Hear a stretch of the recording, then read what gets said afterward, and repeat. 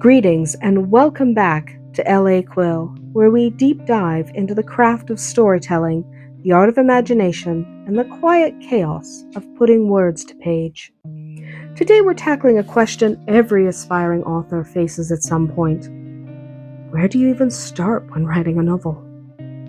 It's a question that sounds simple, but beneath it lies a maze of uncertainty. Because while everyone wants to write a book, not everyone knows how to begin. So today we'll walk through the true first steps of novel writing. Steps that might surprise you because they don't actually start with writing at all. Writing is easy. Writing well is an art. And like any art, it starts by studying the masters. If you want to become a writer, you have to be a reader first. Not just one or two books, but dozens, hundreds if you can. Read everything you can get your hands on, especially within the genres that really speak to you. If you love fantasy, devour Tolkien and Le Guin and Sanderson and Jemisin. If romance is your calling, think Austen and Quinn and everything in between. And if you're drawn to historical fiction, learn how authors weave fact and imagination into believable words. But don't limit yourself to just one category. Every genre has something to teach you. A fantasy novel might teach you how to build worlds, while a mystery could teach you pacing and tension. Even poorly written books are valuable because they can show you what not to do. When you read widely, and not just to entertain yourself, you're absorbing rhythm, tone, and storytelling instinct.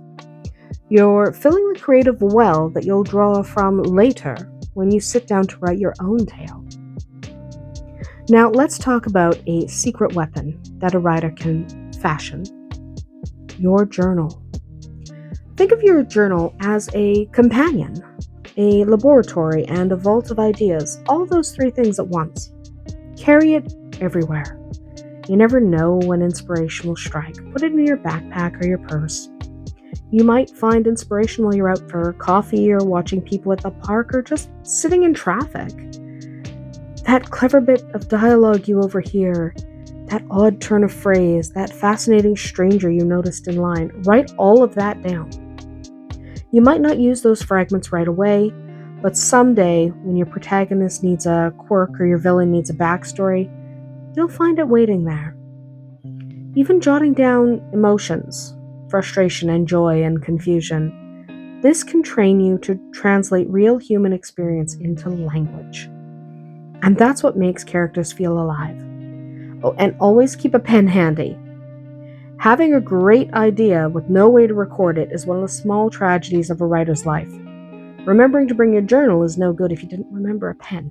So tuck that pen into that journal. When you finally begin writing, it's time to shift perspectives from writer to reader. Ask yourself honestly, would I want to read this book? You've read enough now to know what engages you and what doesn't. Does your story excite you? Would you buy this book if it weren't yours? If the answer is yes, then you're on the right path. If the answer is no, don't panic. It just means something's missing. And figuring out what that is will teach you more about storytelling than success ever could. Being your own audience means staying curious, staying critical, and respecting your readers enough to give them your very best work.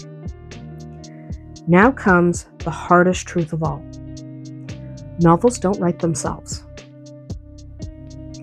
Every masterpiece, every debut, every half-forgotten draft started the same way, with a blank page and a writer who showed up.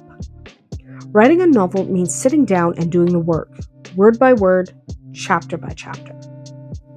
Write something every day.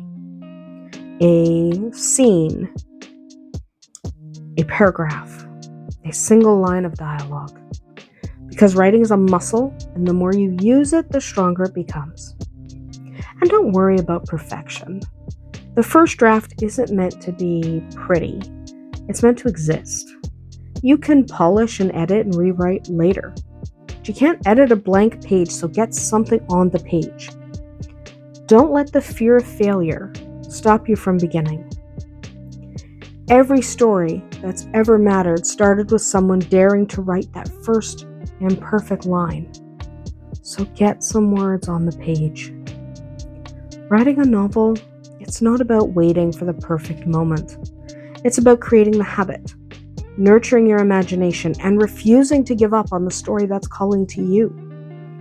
So if you've been dreaming about writing a book, don't just dream about it.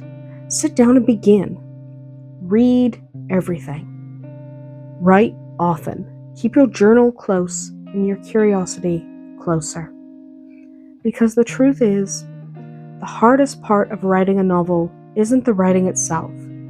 It's believing you can. And you can. We can all do it. And that's our tale from LA Quill today. What about you? Where are you on your writing journey? Are you still dreaming about your first novel or knee-deep in the messy middle? I'd love to hear your story in the comments. Until next time, may your stories always be magical.